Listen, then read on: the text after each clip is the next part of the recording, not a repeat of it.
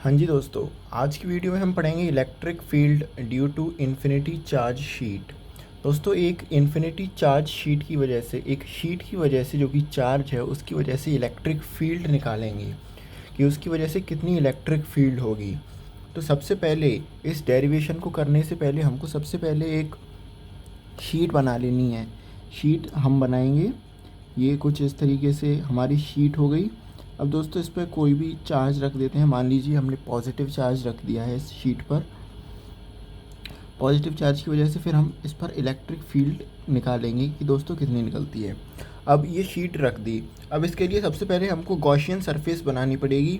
इसके लिए Gaussian surface इस तरह बनेगी, देखिएगा कुछ इस तरीके से, ये सिलेंड्रिकल, ये बन गई दोस्तों इसके लिए गॉसियन सरफेस। ये हो गई सरफेस 1, ये सरफेस 2 और ये सरफेस 3। अब इसकी शुरुआत करेंगे हम फ्लक्स निकालने से। सबसे पहले इस इलेक्ट्रिक फील्ड की वजह से फ्लक्स निकालेंगे। तो कैसे निकालेंगे फ्लक्स, बने रहिए वीडियो में। आपको मालूम होगा कि पॉजिटिव चार्ज से इलेक्ट्रिक फील्ड लाइन बाहर की ओर निकलती हैं, इधर भी बाहर की ओर निकलेंगी और इधर भी बाहर की ओर निकलेंगी।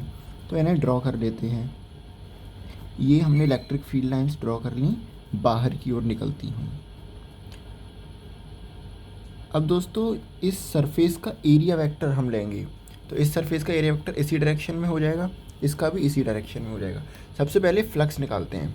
फ्लक्स निकालेंगे तो फ्लक्स को डिनोट करते हैं फाई से, जो कि होता है phi is equal to E A cos theta. लेकिन हम यहाँ पर पूरा एरिया नहीं लेंगे, हम एरिया का एक पार्ट लेंगे। तो हम लिखेंगे E D A cos theta, E D A cos theta. चूँकि यहाँ पर 3 एरिया हैं तो हम 3 बार ई ए कॉस थीटा लिखेंगे। फिर से लिखेंगे E D A cos theta plus E D A cos theta. अब देखिए दोस्तों, इलेक्ट्रिक फील्ड लाइन इस डायरेक्शन में और इसका एरिया वेक्टर इस डायरेक्शन में, इसमें कितना एंगल बन रहा है, 0 डिग्री का। तो बस ये भी 0 डिग्री बनेगा S1 के लिए, और S3 के लिए भी 0 डिग्री, और S2 के लिए बनेगा 90 डिग्री। बस यही इसमें पुट कर देते हैं। तो पुट करेंगे E D A cos 0 plus E D A cos 0 plus E D A cos 90। ठीक है, कॉस 0 1 होता है, कॉस 0 1 होता है, कॉस 90 होता है 0। तो इसे अगले स्टेप में 0 लिख देंगे। तो ये हो जाएगा E D A cos 0 plus E D A cos 0 plus 0। ठीक है, यहाँ तक हो गया। अब दोस्तों हम इसमें करेंगे, क्योंकि ये S1 और S3 ये दोनों सेम होंगी, तो इन दोनों को हम डायरेक्ट ऐड कर देंगे। तो ये हो जाएगा 2 ई डी ए कॉस 0, और यहाँ पर दोस्तों इसका ई डी ए कॉस 0 का हम कर देंगे इंटीग्रेशन। तो इसमें से ई बाहर निकल आ जाएगा, तो ये हो जाएगा 2e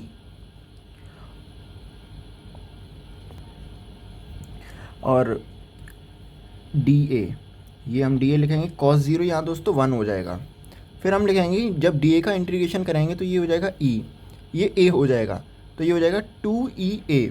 तो हमारे पास यहाँ फ्लक्स की वैल्यू आ गई, phi is equal to 2e a।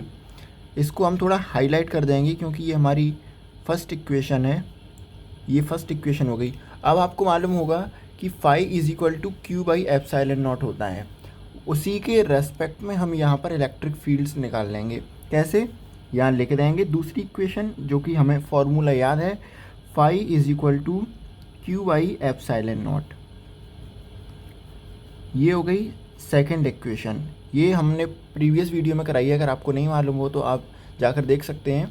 अब दोस्तों, इन दोनों इक्वेशन को, इक्वेशन 1 और इक्वेशन 2, इन दोनों को इक्वेट कर देंगे। देखिए फ्लक्स फाई फाई सेम है, तो इन दोनों को इक्वेट कर देंगे।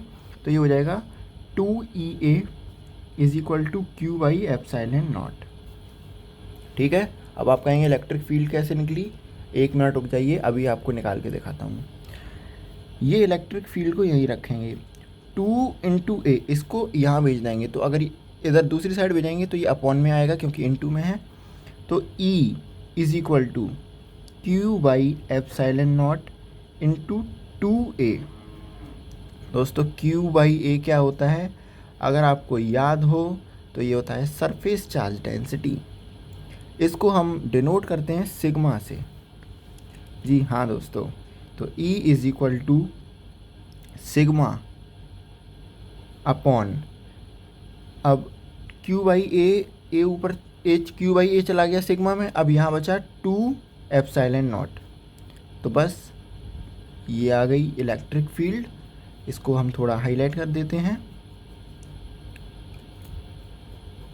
ये आ गई दोस्तों electric field due to infinity charge sheet.